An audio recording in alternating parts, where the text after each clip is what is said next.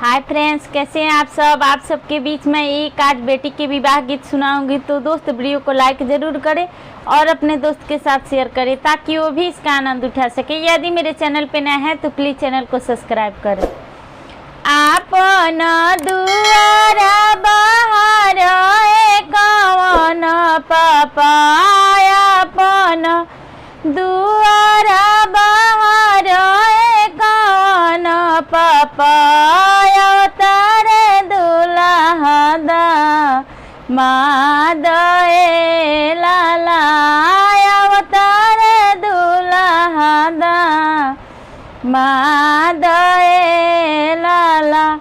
खाए के मांगे दुल्हा दूध भात खोरावा हो, खाए के मांगे दुल्हा दूध भात खोरावा हो, लड़ने के मांगे मोए दान ए लाला, लड़ने के मांगे मोए दान ए लाला।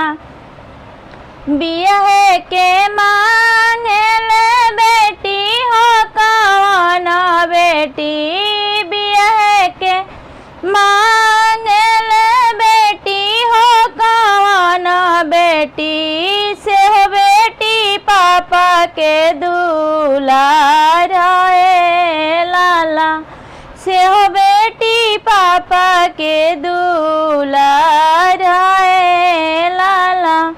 दाना दहेज दुल्हा सब कुछ देवो हो, दाना दहेज दुल्हा सब कुछ देवो हो, नहीं देवो बेटी दूल्हा रे लाला, नहीं देवो धियावा दूल्हा रे लाला।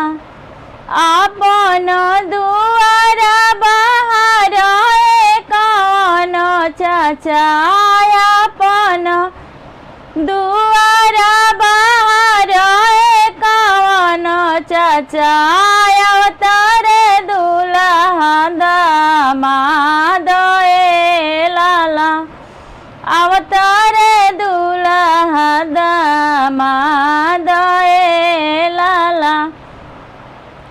खाए के मांगे दुल्हा पूड़िया कचौड़ी हो, खाए के मांगे दुल्हा पूड़िया कचौड़ी हो, लड़े के मांगे माए दान ए लाला, लड़े के मांगे माए दान ए लाला।